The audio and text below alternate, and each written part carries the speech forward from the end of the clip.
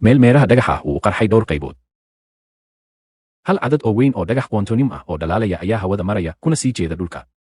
Labada saynisyahan ayaa ka daawanaya radarka siday wax u dhacayaan. Marka midkood ayaa argagaxay oo si degdeg ah ugu wargeliyey gobolka California in asteroid ku soo socdo. Dhanka kale, Susan oo joogta California ayaa hurdo fiican hurda. Saaxiibadeed waxay gurigeeda yimaadaan 5 am aroornimo. Waxay markaas ka codsadeen inay tiiga shido. Derek oo ah tebiye ka tirsan Channel 72 ayaa Susan si toos ah tiiga uga codsaday guur. Haddambe Susan waxaa la arkay iyadoo isu diyaarinaysa arooskeeda. Intaanay xafladu bilaaban waxay timaadaa kiniisadda waxayna si farxad leh ula sheekaysataa martida. Waxay salaantaa qof walba kadibna waxay dibadda ugu baxdaa inay la kulanto ninkeeda ay iscalmadeen Derek. Derek wuxuu u sheegaa inuu shaqo cusub helay isagoo ah daadihiyaha wararka ee Channel 23 ee Fresno County. Marka waa inay dib u dhigaan safarkoodii malabka ee Paris. Inkasta oo ay ka murugaysan tahay ka baaqashada safarka, Susan waxay taageertay isaga wayna ugu hambaliyeysay dalacaada. Waxay ka codsanaysaa inuu gudaha kiniisadda galo oo uu meel allabiga ku sugo intay dhammaystirayso isdiyaarinta. Dhowr daqiiqo kadib, Susan waxay maqlaysaa dhawaq weyn oo qariib ah oo cirka ka imaanaya. Markay kor eegto, waxay arkaysaa asteroid weyn oo ku soo dhacaya iyada. Dhagaxu waa uu ku dhacayaa, laakiin si la yaab leh, nabaro yaryar oo qura ayaa soo gaara, dhaawac halis ahna ma qabto. Iyadoo u haysata in wax kasta ay sidoodii yihiin, ayay sii wadataa xafladda arooska. Hase iyadoo ay akhrinayso wacadkeeda, Derek wuxuu dareemay in maqaarkeedu bilaabay inuu dhalaalo oo uu isu beddelo cagaar dhalaalaya. Si kedis ah, Susan waxay bilowday inay sii weynaato ilaa ay aad u weynaatay oo ay ku dhex nigi weyday kiniisadda dhexdiisa. Isla markaana timaheeda ayaa caddaan noqda. Dadka way argagaxeen isbeddelkeeda kediska ah dartiis. Si degdeg ah, ciidanka Maraykanka ayaa soo gaaray si ay isku dayaan inay joojiyaan iyada. Askartu waxay qabtaan gacanta Susan, waxayna lugta kaga dhuftaan irbad weyn oo lagu suuxiyo. Waxay kaga aarsanaysaa inay siringaha ku tuurto meel u dhow cagaha mid ka mid ah askarta. Wax yar kadib, dawada dejinta ayaa bilaabaysa inay shaqayso. Waxay si tartiib ah u noqotaa qof aad u lulmoonaya ilaa ay bannaanka ku dhacdo. Saacado yar kadib, Susan waxay ku soo toostay xabsi yaab leh oo mustaqbalka ah. Iyadoo wareersan oo walwalsan sariirta ayay ka kacday waxayna dhex gashay qol weyn oo miis ku dhex yaallo.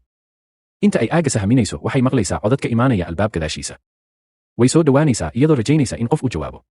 Taa beddelkooda cidna uma jawaabto. Si kedis ah, Tumbo ayaa saqafka sare kaga soo dhacday. Waxay miiska dusheeda ku daysaa qashin liid ah oo dhiiqo ah. Waxtani waxay soo jiidatay Dirco Croar oo ah saynisyahan hore isugu tijaabiyey dinada cayayaanka. Wuxuu si kama ah u noqday baranbaro u eg bini'aadam.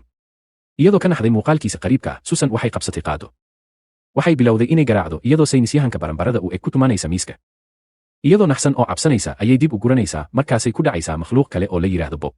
Bob waa xumbo hal il leh oo laga sameeyey yaanyo hidde-sideeda wax laga beddelay. Maskax maba laha. Intay weli la hadlaysay, bahal kale oo loo yaqaano Missing Link ayaa ka soo booday sabaayadooda. Wuxuu isu soo bandhigayaa sidii makhluuq isku kalsoon oo kala barnin ah, kala barna kalluun. Wuxuu baraf dhex fadhiyey 2 eber oo sano. Markay isbarasheen kadib, makhluuqaadku waxay weydiiyeen Susan magaceeda waxashnimo. Waxay garteen inaysan weli mid haysan. Ka hor intaysan magac u bixin, xilligii qadada ayaa la gaaray. Bahalladu mid walba waxay helayaan cuntadooda. Susan si kastaba dib ayay u guranaysaa ilaa ay si kama ah ugu dhacdo Insectosaurus oo ah dirxi yar oo mar qarax nukliyeer ahi ku dhacay. Waxay ku kortay in ka badan 1 eber oo dherer ah. Markii uu Missing Link si tartiib ah u salaaxayo makhluuqa weyn si uu u dejiyo, Susan waxay u oradaysaa geesta. Waxay bilowday inay gidaarka garaacdo iyadoo qaylinaysa caawimaad. Isla markaas, General Monger ayaa si lama filaan ah qolka uga soo galay albaabka. Wuxuu amrayaa dhammaan bahalladu inay ku laabtaan qolalkooda. Susan waxay dareemaysaa nafis inay ugu dambeyntii aragto biniyaadan kale. Susan waxay ninka ka codsanaysaa inuu sii daayo, laakiin generaalku si degan ayuu ugu sharxayaa goobta ku hareeraysan. Wuxuu u sheegay in dhismahan uu yahay goob qarsoodi ah oo ay dowladda Maraykanka dhistay 195 eber meeyadii si ay dadka uga qariyaan bahallo khatar ah.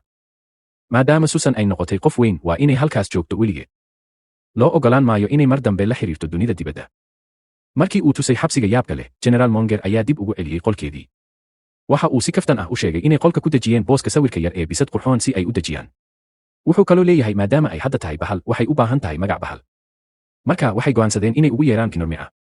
Isla markaasna meel fog oo bannaan oo hawada sare ah, mid qariib ah oo la yiraahdo Galaxar ayaa ka toosay hurdo dheer. Markuu nidaamkiisa hubiyo, wuxuu ogaadaa in meteoritkii siday quantumka awoodda badan uu horay ugu soo dhacay dhulka. Isagoo raba inuu ururiyo cad kasta oo maadadaas ah, makhluuqa u eg dhalandhoolka ayaa si degdeg ah robot awood badan ugu soo diraya dhulka. Waxa uu ku amray mashiinka inuu helo quantumka, lana baabi'iyo qof kasta oo isku daya inuu joojiyo. Dhulka lamaane jooga keynta ayaa si kedis ah u arkaya shay weyn oo dhalaalaya oo ku soo dhacaya keynta gudaheeda. Waxay si degdeg ah ugu wargeliyaan maamulka. Warku si dhaqso ah ayuu u fidaa, madaxweynaha Maraykankuna wuxuu isugu yeeraa dhammaan ciidanka Maraykanka. Isagu shakhsiyan ayuu u tagaa goobta ay fariisteen si uu isugu dayo inuu la xiriiro mashiinka qariibka ah. Si kastaba, qalabka tijaabada ayaa si buuxda isaga indhatiraya. Waxay si lama filaan ah isugu dayaysaa inay cagteeda birta ah ee weyn ku burburiso. Askarta ayaa si degdeg ah rasaas u furay si ay u ilaaliyaan madaxweynaha. Waxay bilaabeen inay weeraraan robotka. Xataa madaafiirda culculus oo dhan ay ciidanku isticmaaleen, qalabka xitaa xoq yar ma gaarin. beer xoog leh ayaa hareeraya jidhkiisa. Markay xaqiiqsadeen in weerarkoodu fashilmay, ciidanka waxaa lagu qasbay inay ka gurtaan goobta dagaalka. Kadib markii qof kasta goobta ka qaxay, madaxda dowladda Maraykanka ayaa qabtay kulan degdeg ah. La taliyayaashu waxay ka doodayaan fikrado badan oo ku saabsan sida loola tacaalo khatarta shisheeyaha. Midkoodna ma bixin karo xal cad oo waxtar leh. Si kadis ah, Generaal Monger ayaa soo dhex galay shirkii. Wuxuu soo jeedinayaa in dowladdu u adeegsato makhluuqa ku qarsoon dhismaha sirta ah si ay ula dagaalanto mishiinka ajnabiga ah. Si uu caddeeyo in fikradiisu fiican tahay, generaalku wuxuu soo bandhigayaa bahal kasta. Wuxuu sharxayaa sidii ay markii hore u heleen quwadahooda qariibka ah. Wuxuu madaxda u sheegayaa in kooxdan aan caadiga ahayn ay tahay tan ugu habboon ee joojin karta duulaanka shisheeyaha. Markii lagu soo laabtay saldhigga qarsoodiga ah, Bob iyo Missing Link ayaa si dhexdhexaad ah u ciyaaraya turubka. Dirk O'Croar ayaa tijaabooyin ku samaynaya Susan si uu ugu soo celiyo sidii hore. Markii tijaabadu fashilanto, Generaal Monger ayaa qolka soo gelaya. Wuxuu u sheegayaa inay dhowaan saldhigga uga bixi doonaan howlgal gaar ah. Haddii ay ku guulaystaan inay burburiyaan robotka shisheeyaha ee San Francisco, waxay ugu dambeyntii heli doonaan xorriyadoodii muddada dheer loo ballan qaaday. Ciidanku markii dambe waxay heleen goobta qalabka shisheeyaha. Waxay ku ridaan masiibooyinka u dhowaanshaha mashiinka weyn. Markay arkaan baaxadda leh ee cadowgooda, qof kasta wuu cabsadaa. Susan waxay bilowday inay si degdeg ah u neefsato argagax dartiis. Isku duwe O'Croar ayaa u sheegay inay magaalada ku dhuumato inta ay isku dayayaan inay mashquuliyaan robotka. Si kastaba, waxashiyadu aad bay ugu yar yihiin inay la dagaalamaan. Waxay kaliya daawan karaan marka qalabka baadhista uu si hawl yar Bob ugu tumanayo cagtiisa birta ah ee baaxadda leh.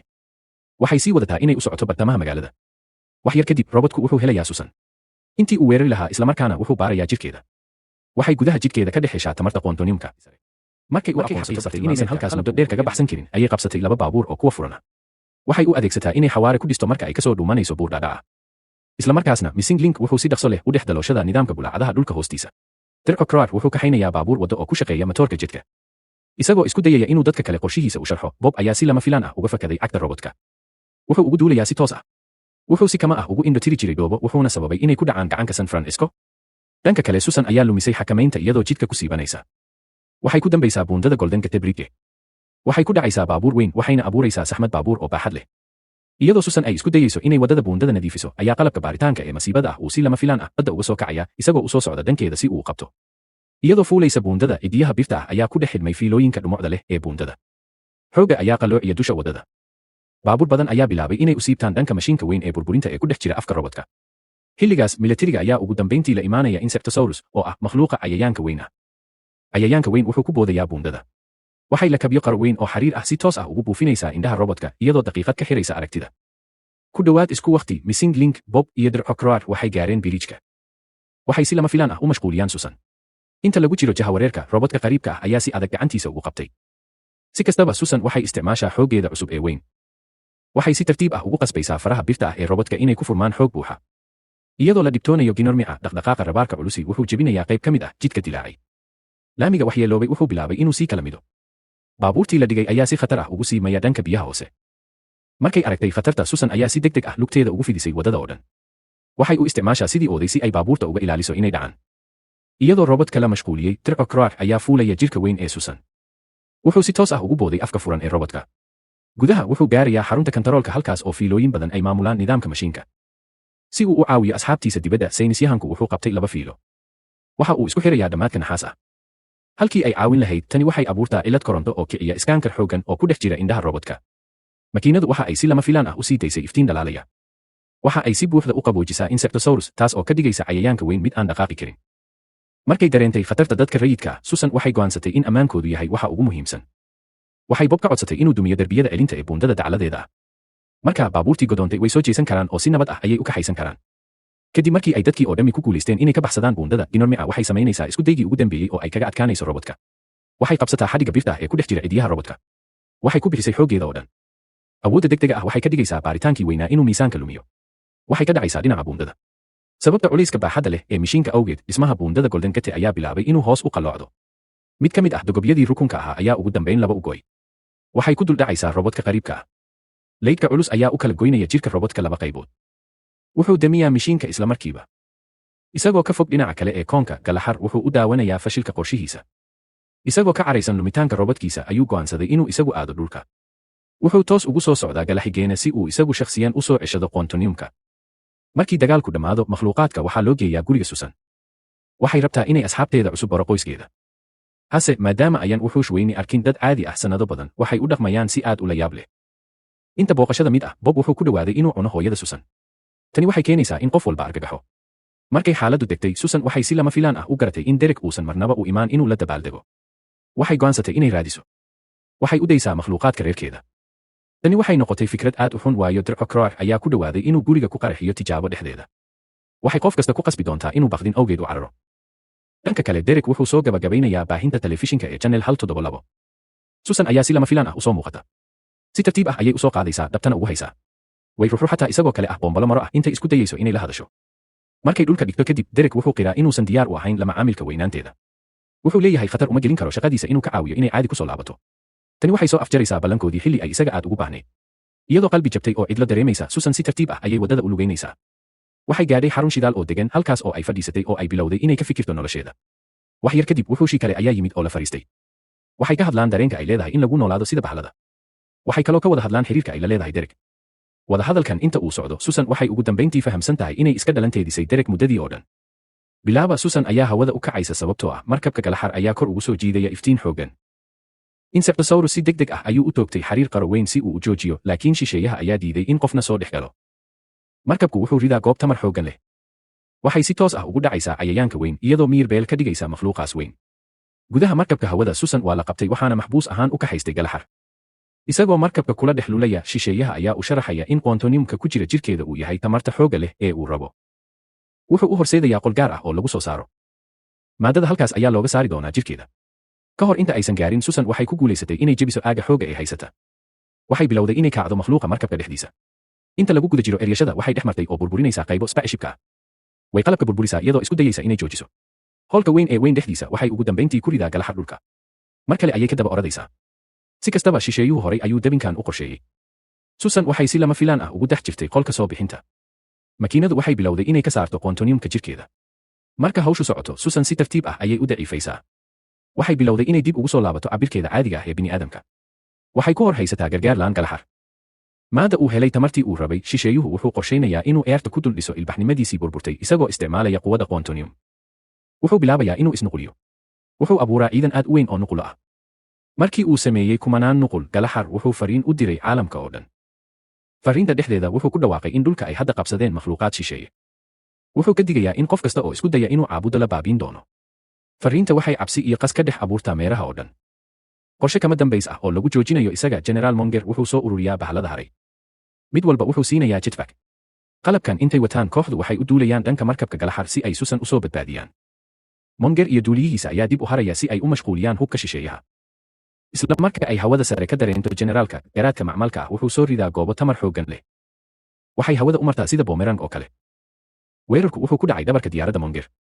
Waxay burburinaysaa nidaamka, waxayna si toos ah ugu tuuraysaa Insectosaurus oo weli ku dhex xayiran kookoon weyn. Dhanka kale, Bob waxa uu isticmaalayaa jirkiisa jilicsan si uu markabka ajaanibta uga dhex galo dalool yar.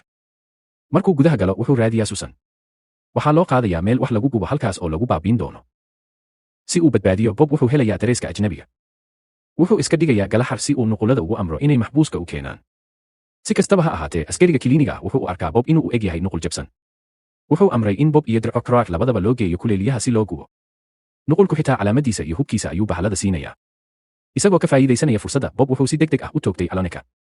Intaas kadib, weynuhu waxay u dhaqaaqeen dhankii laga baxayay. Derek Croix ayaa garowsaday in haddii ay baxsadaanba, in duulaanka shisheeyuhu uu sii socon doono. Sidaas darteed, wuxuu si qarsoodi ah u howlgeliyaa nidaamka isqarxinta ee markabka hawada. Dhanka kale, Bob oo aan weli fahansanayn khatarta ayaa joojinaya Alone kale. Wuxuu weydiinayaa sida loo gaaro xudunta dhexe ee markabka. Nuqulku wuxuu u sheegay in buuqa dhexe uu toos uga sarreeyo qolka soo saarista.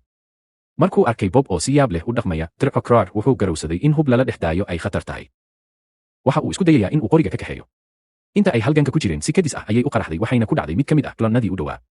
Inkasta oo kolonnada aysan aad u caqli badnayn, waxay aakhirka garteen in wax la yaab leh ay dhacayaan. Waxay fahmeen in makhluuqaadku markabka ku soo duuleen. Xilligan waxaa bilaabmaya dagaalka u dambeeya ee u dhexeeya makhluuqaadka iyo shisheeyaha. Sabab aan la garanayn awgeed, Aloneska badankood ma isticmaalaan hubkooda. Bahaladu waxay ku guulaysteen inay si fudud qaar badan uga adkaadaan. Xataa iyadoo aan lahayn awoodeeda weyn, Susan waxay go'aansataa inay dagaalanto sidoo kale. Waxay qoriga ka dafaysaa Derek Croix. Waxay xabad ku ridaysaa koox shisheeye ah. Dib u dhaca xooggan ayaa dib ugu tuuraya xagga bartamaha doonta. Isaga oo ka dambeeya, Derek Croix si degdeg ah ayuu gidaarada dhex marayaa. Bob ayaa markaas bilaabaya inuu cuno qof kasta oo ajnabi ah oo uu jidka kula kulmo. Wax yar kadib, kooxda waxay ku dhex godoomaan qolka soo saarista.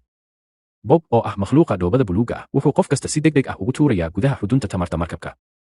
isla marka nidaamka dayax-gacmeedku dareemo kuwa soo duulay, garaadka macmalka ahi wuxuu xiraa nidaamka oo dhan isagoo isticmaalaya barnaamij ammaan oo midabyo adag ah. Si kastaba, amnigan aad bay ugu fududahay Dirco Croar inuu fahmo. Wuxuu si dhaqso ah u damiyaa nidaamka ilaalinta sidii isagoo mashiinka ciyaarta ku ciyaaraya ciyaar laxanka ah. Markuu jabsaday koodka amniga, Dirco Croar wuxuu u qoondeeyey in maraakiibta hawada ay isqarxiyaan 6 daqiiqo gudahood. Wuxuu kaloo joojiyey amarkii duulaanka shisheeyaha. Sidaas ay tahayna, Galahar weli qorshe kale ayuu leeyahay. Waxa uu ku amrayaa garaadka macmalka ah ee markabka in uu soo ururiyo dhammaan quantoniumka haray ee u dhow qolka baxsadka. Iyadoo 5 daqiiqo oo keliya ay ka harsan tahay qaraxa markabka, Missing Link ayaa gaari duulaya ka xaday mid ka mid ah baloneska ajnabiga ah. Waxa uu bilaabay inuu saaxiibadiis markabka ka soo saaro. Nasiib darro, gaariga yar ma qaadi karo culayska afartoodaba, markaasuu rogmanayaa xilliga baxsashada. Shiladaas darteed, Susan keliya ayaa ku guulaysatay inay ka gudubto barta weyn ee laga soo galo. Bahallada inta kale waxay ku dhex xayirnaadeen gudaha markabka hawada. Halkii ay ka baxsan lahayd, Susan waxay go'aansatay inay sii wado isku dayga ay ku badbaadinayso. Waxay qaadanaysaa kabaha barafka ee sabaynaya. Waxay bilowday inay markabka ka raadiso meel kale oo laga baxo. Iyadoo markabka dhex maraysa, waxay gaartay halka lagu kaydiyo aaladaha sahminta. Mid ka mid ah ayaa isla markiiba bilaabay inuu weeraro. Susan waxay ku guulaysataa inay ka leexato dharbaaxo kasta. Waxay kaga soo duushaa dayax-gacmeedka iyadoo wadata kabashiraacda sabaynaya. Dibadda waxay si lama filaan ah uga soo dhex muuqataa madfaca tamarta badan ee Galahars. Hubka waxay ku dhowdahay inay ku dhacdo. Si dhaqso leh ayay dhinac ugu guuraysaa, mid ka mid ah barafka ay ku siibanayso ayayna horay u laadaysaa. Kabaashka wuxuu si toos ah u dhex marayaa daaqadda hore ee markabka hawada. Waxay si toos ah ugu dhacaysaa Galahar. Iyadoo go'aansatay inay badbaadiso saaxiibadeed, Susan waxay amartay shisheeyaha inuu albaabada furo oo isa soo dhiibo. Si kastaba, Galahar waa uu qoslayaa. Wuxuu aaminsan yahay inay tabar daran tahay mar haddii quantoniumka jidhkeeda laga saaray. Wuxuu bilaabayaa inuu u koro qolka baxsashada si uu markabka uga tago intaanu qarxin. Susan markiiba dhabarkiisa ayay ku booddaa. Waxay isku dayaysaa inay ka joojiso inuu la baxsado quantoniumka. Xitaa iyadoo aan lahayn xooggeeda weyn, si geesinimo leh ayay ula dagaalamaysaa. Inta ay halganka ku jirtay, waxay ku guulaysatay inay dhulka dhigto. Waxay qabsatay qorigiisa casriga ah. Sidaas oo ay tahay, Galahar wuxuu u sheegay in furista iridaha ay hadda tahay wax aan suurtogal ahayn sababtoo ah markabka waxaa mar hore lagu rakibay inuu isqarxiyo. Susan way diiday inay rumaysato. Hubta ayay kor u fiiqaysaa. Waxay toogataa weelka ay ku jirto tamarta quantoniumka. Walaxaas ifaya ayaa kala firdhaya. Waxay ku fidaysaa jidhkeeda oo dhan. Marka ay tamarta daboosho, Susan waxay dib ugu noqonaysaa weynidii Ginormica. Iyadoo xooggeedii ay soo ceshatay, waxay si degdeg ah u tagtaa hoolka weyn ee markabka. Waxay badbaadisay asxaabteeda ka hor intaanay qashinka soo dhacaya ay burburin. Waxay ka baxsadeen qolka, laakiin weli khatar bay ku jiraan waayo markabka ayaaba qarxi raba. Kooxdu waxay ka boodaan gariirka hawada sare iyadoo weli aad u sarraysa dhulka dushiisa. General Monger ayaa si lama filaan ah u soo baxaya si uu u badbaadiyo iyaga oo cirka ka soo dhacaya. Wuxuu fuushan yahay Insectosaurus. Makhluuqii wuxuu isu beddelay balambaalis weyn oo baalayaasheedu ka badan yihiin hal eber. Wuxuushii waxay ka fogaadeen markabka hawada ilbiriqsiyo ka hor intaanu qarxin. Galahar wuxuu isku dayayaa inuu kiciyo qolka baxsashada, laakiin aad bay u daahday. Waxaa lagu dhex burburiyey gaadiidka hawada. Bahalladu waxay ku soo laabanayaan magaalada. Dadku waxay u dabaaldegaan sidii geesiyaal waayo dhulku waa nabad. Derek ayaa la imaaday nin sawir qaade ah. Wuxuu leeyahay uu cafiyey Susan haddii ay waraysi gaar ah siiso barnaamijkiisa TV-ga, laakiin Susan way diiday, wayna fogaysay. Derek ayaa gudaha u duulay jirka Bob. Wuu ku dheganaanayaa ilaa uu Bob dibadda ugu soo tufayo. Ugu dambayntii, General Monger wuxuu u hambalyeynayaa wuxuushta. Wuxuu ku dhawaaqayaa howlgalkooda xiga. Darandaar weyn ayaa ku dhex dhacay dube nukliyeer ah oo ku yaala Faransiiska. Wuxuushii si farxad leh ayay howlgalka u aqbaleen. Waxay u duulaan xagga Yurub dusha weyn ee